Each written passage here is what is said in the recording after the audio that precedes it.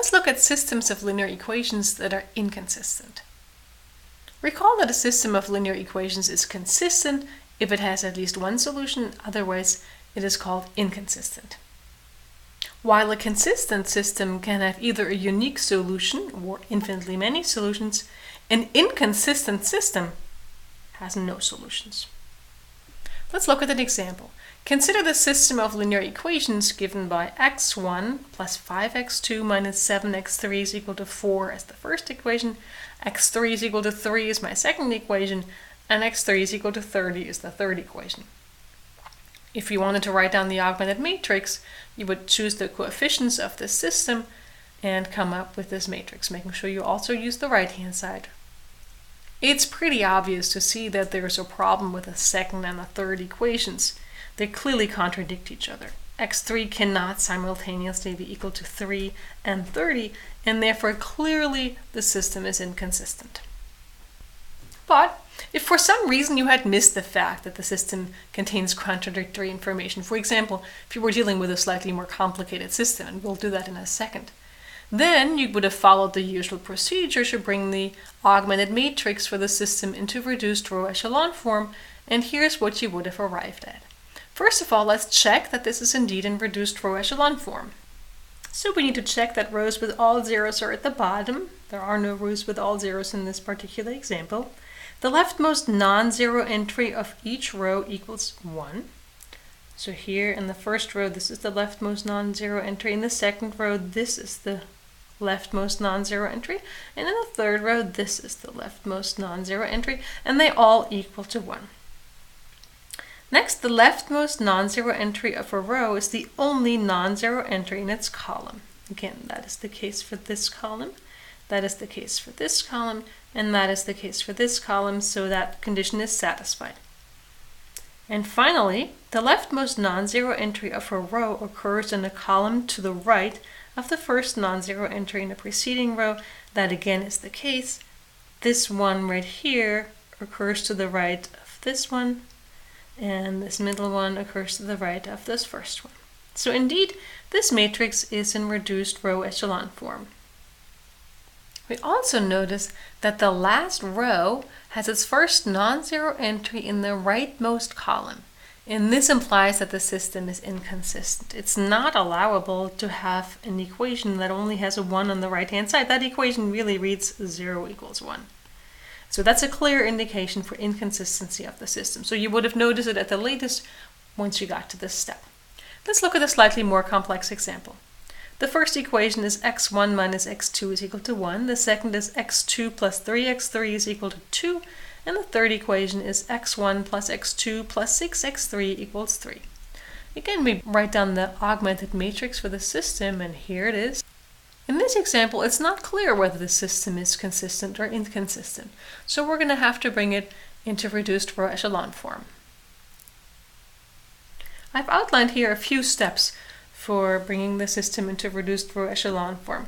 My first step involves creating a 0 for this entry right here, and now you can accomplish that by subtracting from the third row the first row, which gives me these entries right there. Next, I would like to create a 0 right here, and I can accomplish that by subtracting 2 times the second row from the third row, and I end up with this row right there. So now I have a triangular matrix.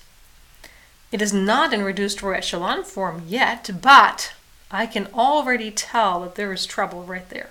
The last row in the system reads 0 equals negative 3. That is clearly impossible.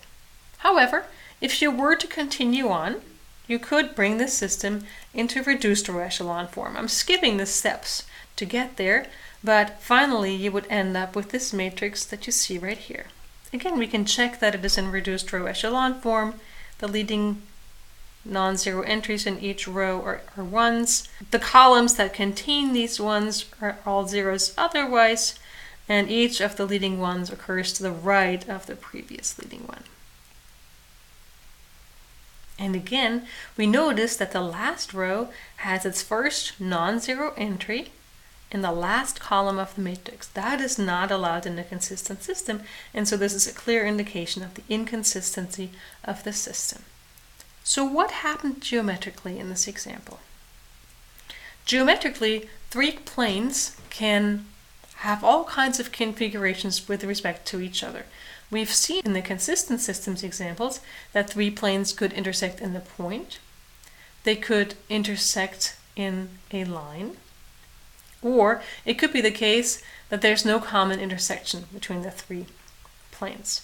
For example, it could be the case that the three planes are simply parallel. We have not looked at an example of that, but this would just mean that you have three equations that define the same plane up to a translation. An example of such a system would be x1 plus x2 plus x3 is equal to 1, but then also asking for x1 plus x2 plus x3 to be equal to 2, and finally x1 plus x2 plus x3 is equal to 3.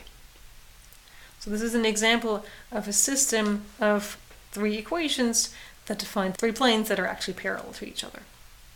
Now, it could also happen that any two planes that are defined by your system intersect with each other, like you see in this example right here, but these intersections are all distinct from each other, and so there is no common point of intersection. This is what happened in our second example. Finally, it could happen that two of the equations actually define parallel planes, and the third one defines another plane that does intersect the first two planes, but in lines that are disjoint from each other. That's what happened in our first example. Remember, in our first example, we had one equation that read x3 is equal to 3, and another equation that read x3 is equal to 30. Those two equations define parallel planes. And then the first equation was a different plane that does intersect each of these two planes, but the two lines of intersections do not have anything in common.